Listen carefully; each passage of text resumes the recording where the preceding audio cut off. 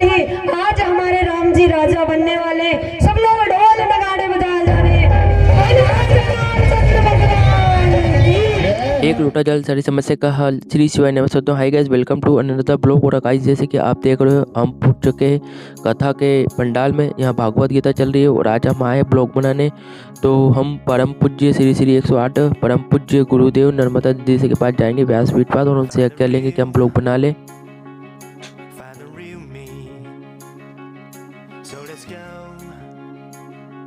आपके चरणों को चरण गुरुदेव, और मैं आपके पास आज्ञा लेने आया हूँ। आपकी यदि आज्ञा हो तो मैं आपका वीडियो यूट्यूब पे बना कर डाल दूँ गुरुदेव, आपकी यदि आज्ञा हो तो। बहुत बहुत धन्यवाद गुरुदेव, आपने आज्ञा दे दी। बस यही लेने आया था।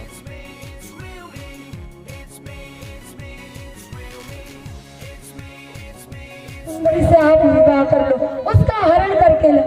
और देखिए, जिन पुरुषों ने, जिन बालकों ने, जिन युवाओं ने आपकी बहन का ये हाल करा, आप इसी तरह बैठे रहेंगे। और यहाँ पर रावण को जैसे सुपर्णखा ने खबर दी, रावण ने क्या किया, मारीच को लिया, उसे सोने का मृग बनाया और सीता जी का हरण करने के लिए, जैसे सीता मैया ने जैसे स्वर्ण का मृग देखा, सीता जी ने जिद की राम जी से कि राम जी मुझे ये मृग चाहिए, सोने का हिरण चाहिए। और राम जी उस हिरण के पीछे पीछे जैसे ही भागे और लक्ष्मण जी को कहकर गए, तुम यहाँ पर कुटिया में रहना, अपनी भाभी की रक्षा करो। लक्ष्मण जी और सीता जी तो कुटिया में, राम जी उस मृग के पीछे पीछे पीछे पीछे भागते जाए। और जैसे ही राम जी ने अपना धनुष निकाला, एक बार उस मृग को मारा, तो जैसे ही मारा, वो मृग चिल्लाने लगा, लक्ष्मण मुझे बचाओ, मेरी रक्षा करो, लक्ष्मण मुझे बचाइए। इधर कुटिया में सीता जी ने देखा, सीता जी लक्ष्मण जी से कहती है, मुझे लगता है आपके भाई संकट में है, आपको रक्षा के लिए बुला रहे हैं, जितनी जल्दी हो सके आप रक्षा के लिए चले। यहाँ पर लक्ष्मण जी ने लक्ष्मण रेखा खींची और सीधे राम जी की ओर बढ़े। जैसे ही राम जी की तरफ पहुंचे लक्ष्मण जी, इतने में क्या हुआ, इधर रावण आता है, सीता जी का हरण किया, महात्मा के साधु वेश के रूप में आया और सीता जी का हरण करके आकाश मार्ग की ओर ले जाए। जैसे राम जी और लक्ष्मण जी ने आकर देखा कुटिया में कोई नहीं, जैसे ही रावण सीता जी का हरण करके गया, इधर जटायु जी मिले, जटायु जी के भी पंखों को रावण ने काट दिया और सीधा सीता जी को लेकर लंका में गया। अशोक वाटिका के नीचे, अशोक वाटिका में अशोक वृक्ष के नीचे सीता जी को बिठा। जब राम जी जैसे ही आए, कुटिया में देखा सीता जी का पता नहीं, सीते सीते चारों ओर ढूंढने लगे। और हमारे भगवान राम सीता जी को ढूंढते ढूंढते जटायु जी के पास पहुंचे।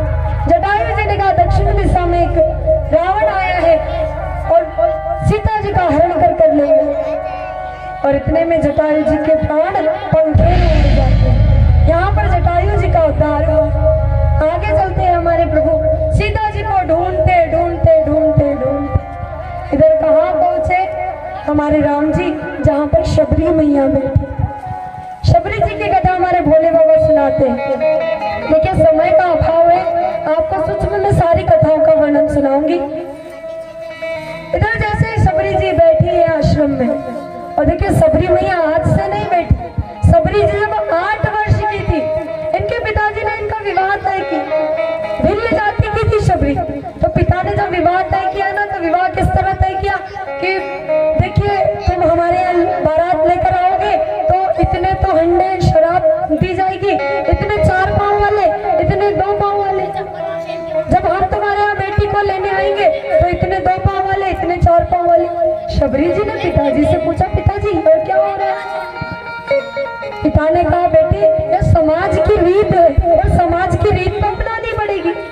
शबरी जी ने कहा, अगर विवाह के लिए ये समाज की ऐसी खोखली रीत है तो मैं इस समाज का ही त्याग करती हूँ। 8 वर्ष की शबरी जी अपने घर बार सबको छोड़कर मतंग ऋषि के आश्रम में गई। मतंग ऋषि ने कहा था, शबरी तुम यहीं पर राम राम का जाप करना, एक दिन भगवान तुम्हारी कुटिया में अवश्य आए।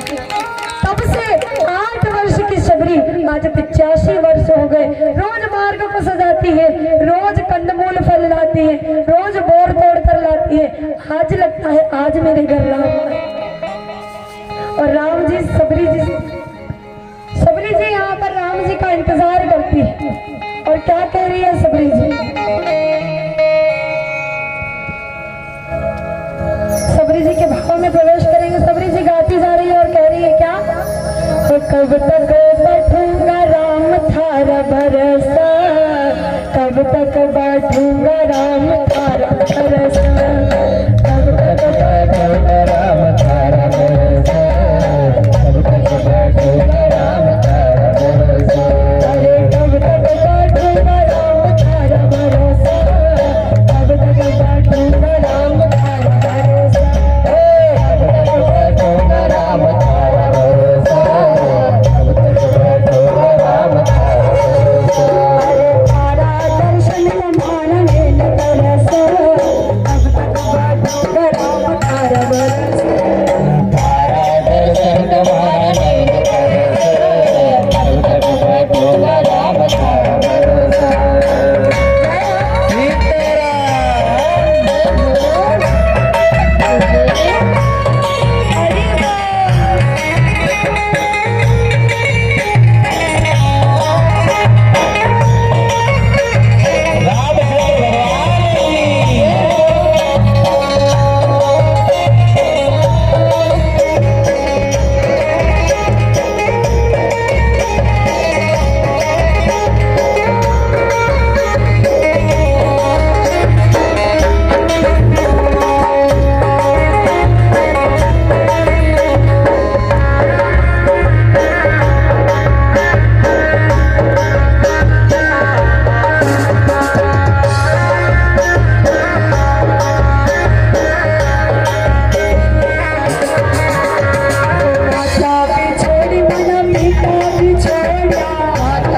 छोड़ी मैंने पिता भी छोड़ा, माता भी छोड़ी मैंने पिता भी छोड़ा, माता भी छोड़ी मैंने पिता भी छोड़ा, छोटी बहन मैंने मारा बरसा,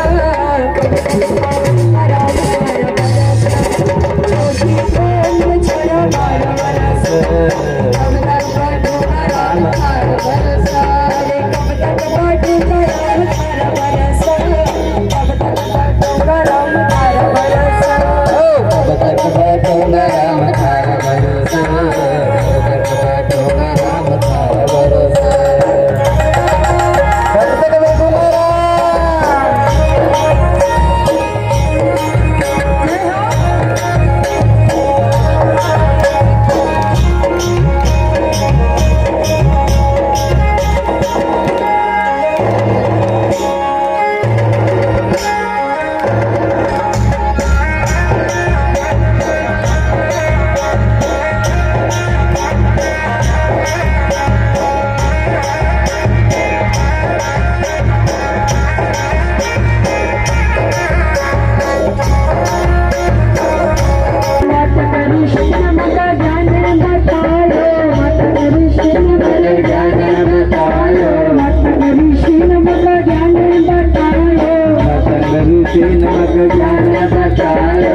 तुम्हारी उम्र तो बीत गई थारा बरसा, हमारी उम्र बीत गई थारा बरसा, कब तक बैठूंगा राम थारा भरोसा, कब तक बैठूंगा राम थारा भरोसा, कब तक बैठूंगा राम थारा भरोसा, कब तक बैठूंगा राम थारा भरोसा, कब तक बैठूंगा राम थारा भरोसा। जय हो बोले सबरी भैया की जय हो।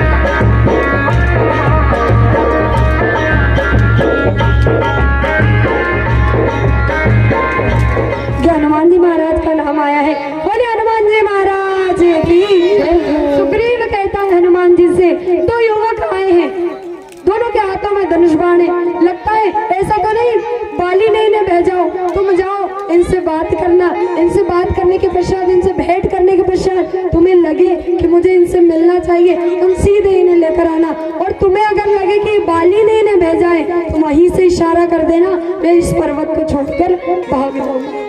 हमारे श्री हनुमान जी महाराज ब्राह्मण का रूप बनाकर आए। जैसे ही ब्राह्मण का रूप बनाकर आए, भगवान के निकट आए, भगवान से पूछने लगे आप कौन है।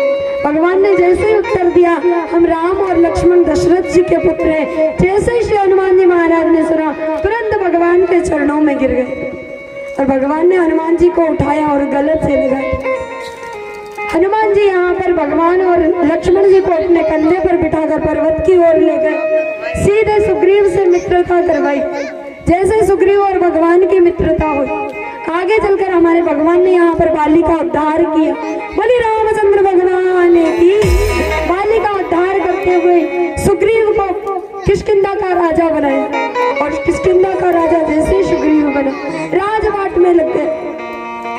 हमारे हनुमान जी महाराज सुग्रीव के निकट आए और याद दिलाने लगे कि जिन राम जी ने तुम्हारे लिए बाली का उद्धार किया, उनके लिए उनकी पत्नी सीता जी की खोज करनी। सुग्रीव आया, वानर सेना को इकट्ठा किया गया। वानर सेना को जैसे इकट्ठा हुआ, 4 टुकड़ियां बनाई सेना की, चारों दिशाओं में सेना को भेज दिया गया। और जो दक्षिण दिशा में जो सेना को भेजा, उसमें बड़े बड़े वानर है। श्री हनुमान जी महाराज है, नल है, नील है, अंगद है, जामवंत जी महाराज है।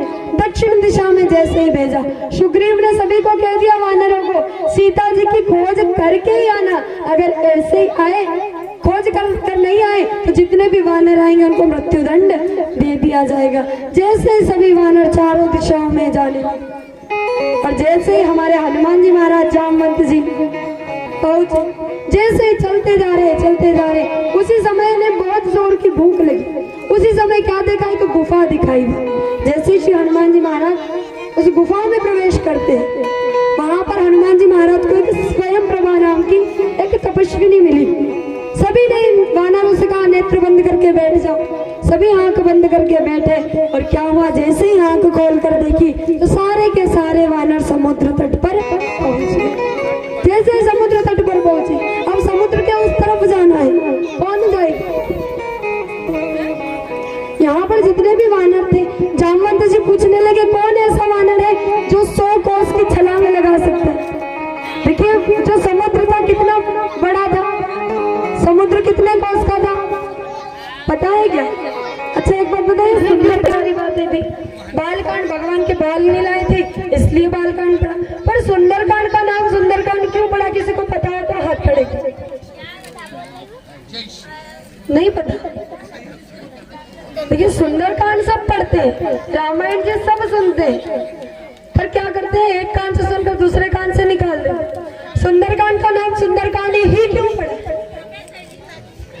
हमारे भोले बाबा माँ पार्वती जी से कह रहे सुंदरकांड का नाम सुंदरकांड इसलिए पड़ा क्योंकि सुंदरकांड की पहली चौपाई क्या है, जामवंत के वचन सुहाए और सुनी हनुमंत हृदय अति भाए। जैसे जामवंत की बात को हनुमान जी ने सुना था, हमारे हनुमान जी महाराज प्रसन्न नहीं हुए।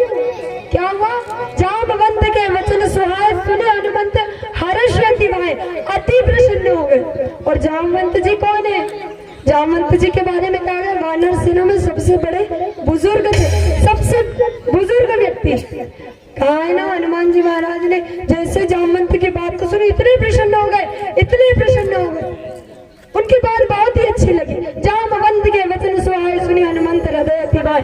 और जहाँ पर बुजुर्गों का सम्मान किया जाए, बुजुर्गों की बातों को सुनकर मनुष्य प्रसन्न होए, हम सभी प्रसन्न होए। अगर बुजुर्गों की बात अच्छी लगने लगे ना, तो वहाँ पर सुंदरकांड होता है, वहाँ पर फिर सुंदर हमारे भोले बाबा सुंदरकांड में प्रवेश करते हैं।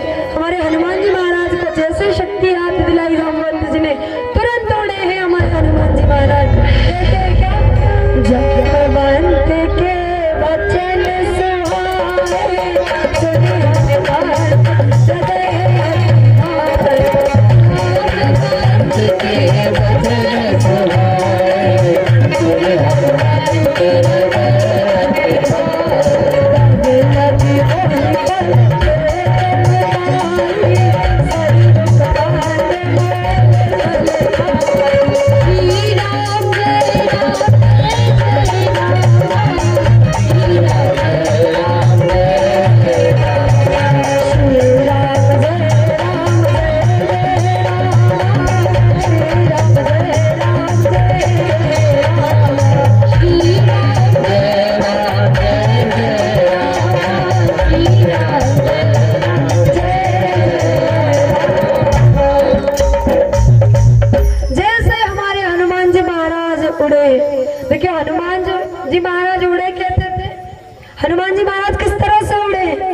भगवान के राम जी के बाण की तरह हमारे हनुमान जी उड़े और मुख में प्रभु मंत्र का मेली मुख माही जल दिलांग गए अचरज नाई। राम नाम रूपी अंगूठी अपने मुख में धारण की और राम जी उड़े।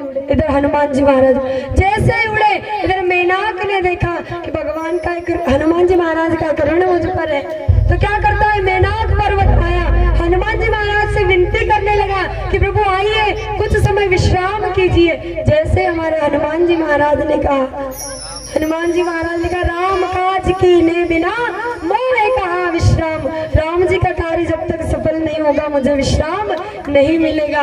एक पग का स्पर्श किया और मेनाक पर्वत का यहाँ पर सम्मान करते हुए हनुमान जी महाराज। और जैसे हमारे हनुमान जी महाराज आगे तो कौन आई है, सुरसा नाम अहिन की माता। यहाँ पर सुरसा आई, हनुमान जी महाराज की ओर आकर खड़ी हो गई और सुरसा क्या करती है, मुख को बढ़ाती है, आज तो मैं तुम्हें खा जाऊंगी। तो जैसे हनुमान जी महाराज ने कहा मैया एक काम करो, मैं जब राम जी की सीता जी की खोज करके आ जाऊं, राम जी को खबर सुना दूं, तब मुझे खा लेना। सुरसा कहती है नहीं, मैं तो इसी समय तुम्हें खाऊंगी। और जस जस सुरसा बदन बढ़ावा, जैसे जैसे सुरसा मुख को बढ़ा रही है, हमारे हनुमान जी महाराज दुगुना विस्तार करते, दुगुना अपना स्वरूप धारण करते। और जैसे सुरसा ने क्या किया, 12 योजन मुख किया, जैसे 12 योजन का मुख खोला, हमारे हनुमान जी महाराज छोटे से बन गए। और जैसे छोटा सा स्वरूप धारण किया, सुरसा के मुख में गए और तुरंत वापस लौट कर आ गए। सुरसा प्रसन्न हो गई, देवों की मैया थी, ये तो केवल परीक्षा लेने आई थी। हनुमान जी महाराज को आशीर्वाद दिया और चली गई। और आगे चलकर सीहिका आई, सीहिका का उद्धार हमारे हनुमान जी महाराज ने किया और सीधे हमारे हनुमान जी महाराज कहाँ पहुंच गए, लंका में। जैसे हमारे हनुमान जी महाराज पहुंचे, रवि से नगर की जय सब काजा हृदय नाटी कौशल।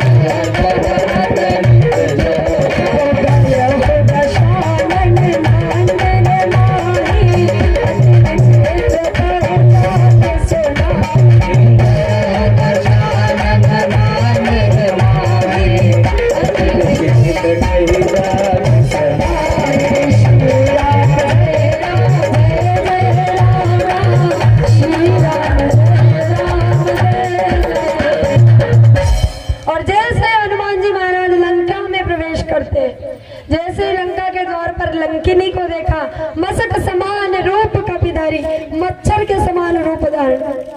और जैसे लंकिनी ने हनुमान जी महाराज को देखा, रास्ता रोक कर खड़ी है लंकिनी, हमारे हनुमान जी महाराज ने एक मुष्टि का प्रहार किया, रक्त बहने लगा। इधर तुरंत जैसे ही रक्त बहने लगा, लंकिनी भगवान के शरीर में आया तो प्रणाम करने लगी। जैसे हनुमान जी महाराज को रास्ता दिया, सीधे हनुमान जी महाराज लंका में प्रवेश करते, सब दूर महलों में जाकर देखते कहाँ में है मेरी मैया सीता, सब दूर मैया सीता की खोज करे।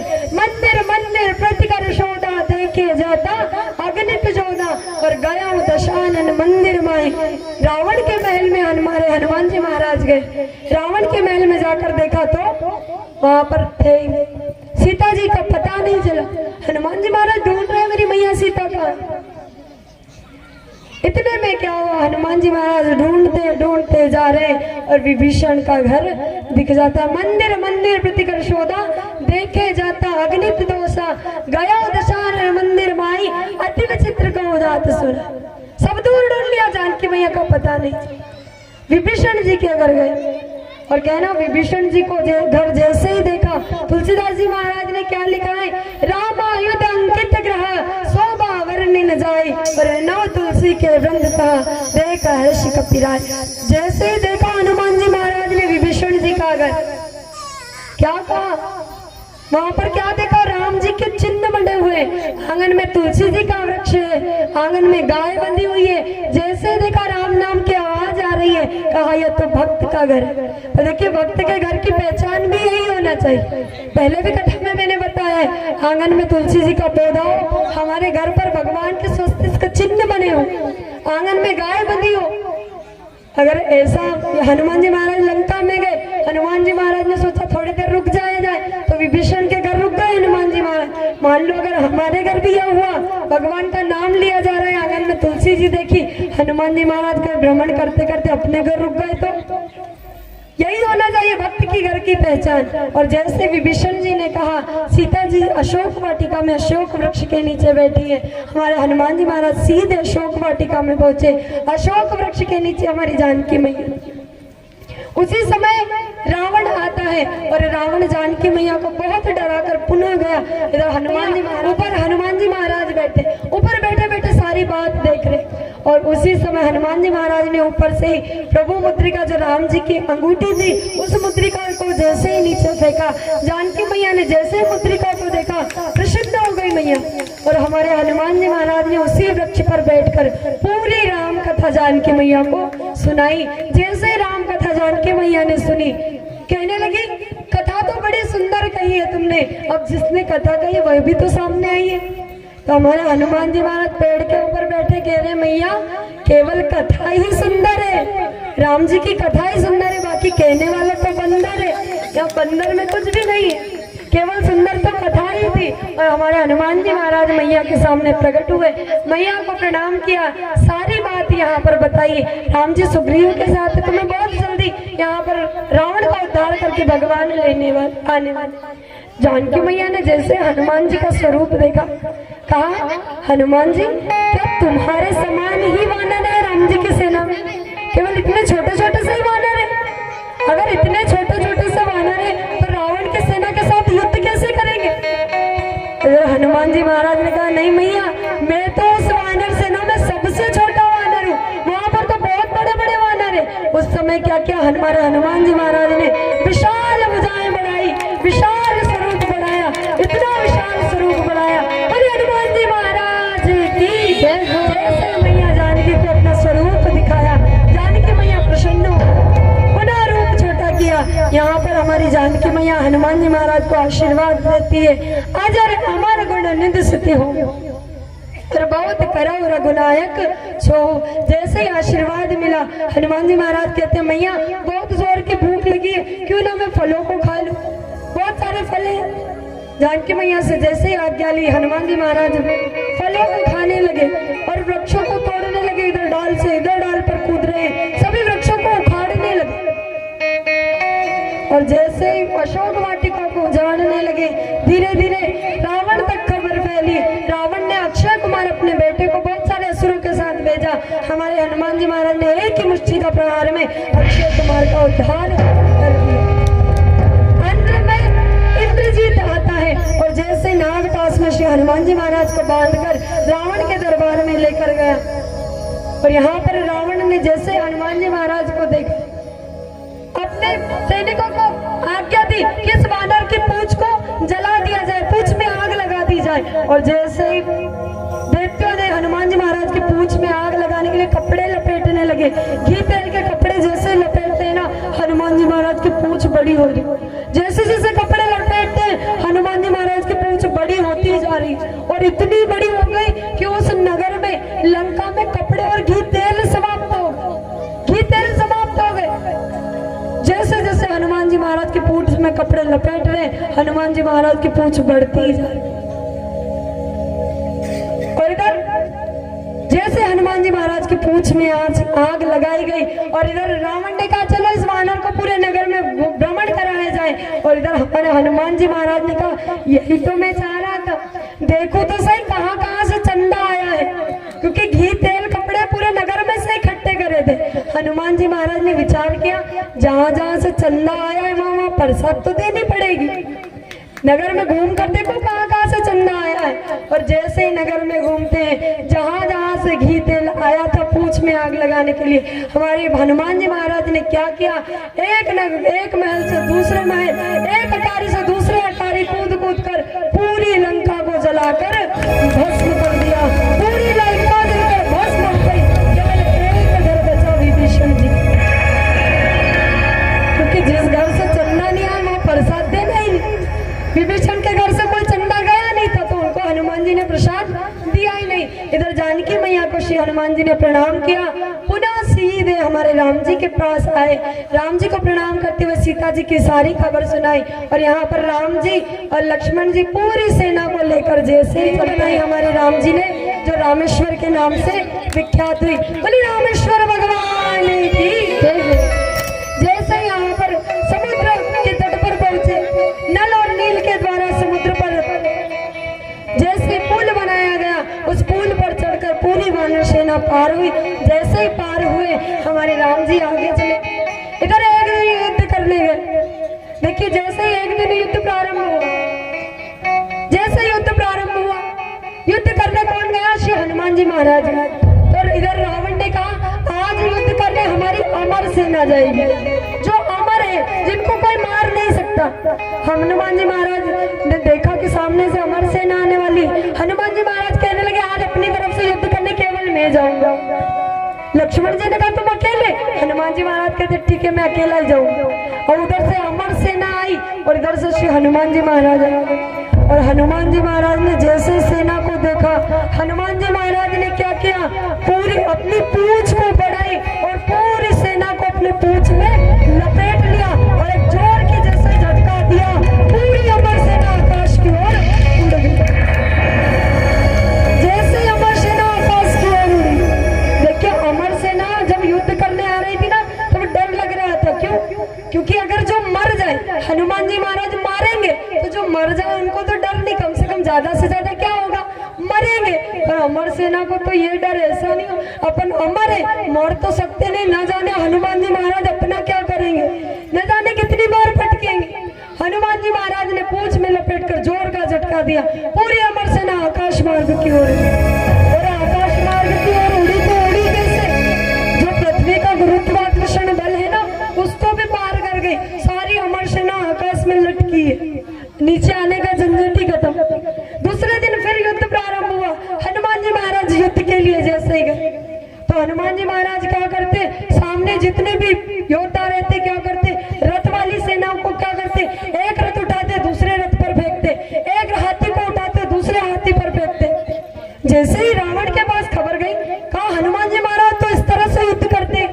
तो इधर रावण ने कहा तुम भी मूर्ख हो, अरे आगे जाने की जरूरत ही क्या है? पीछे से जाना चाहिए ना उस वानर को मारने के लिए। तो उन्होंने कहा ये तो सुनो, आगे वाले को थोड़ी देर रुके भी सही। आगे वाले को तो हनुमान जी महाराज एक एक से मार रहे थे, रथ से रथ को मार रहे थे, हाथी से हाथी को मार रहे थे, पर पीछे क्या हो रहा था? क्या हो रहा था? अरे हनुमान जी महाराज की पूंछ जो भी पीछे आता उनको एक ही बार में लपेटती और उठाकर पृथ्वी पर दड़ाम से। आगे वाले तो थोड़ी देर टिके भी रहे, पीछे वाले का नामोनिशान मिट गए। एक बार जैसे युद्ध करने गए हमारे लक्ष्मण जी को यहाँ पर शक्ति लगी, हमारे हनुमान जी महाराज गए, पर्वत को उठा कर लाए। हनुमान जी महाराज जैसे पर्वत को लाए, यहाँ पर वेद को बुलाया गया, लक्ष्मण जी को पुनः जीवन दान दिया गया। और जैसे ही युद्ध चल रहा है, यहाँ पर राम जी और रावण का युद्ध प्रारंभ हुआ। हमारे राम जी और रावण का जैसे ही आमना सामना हुआ, युद्ध चल रहा है, घमासान युद्ध चल रहा है। देखिए रावण के जितने भी वंशज थे सब आ गए युद्ध में। जैसे कुंभकर्ण आया, भगवान ने उसका भी उद्धार कर दिया, सब लोग समाप्त हो गए, केवल रावण बचा।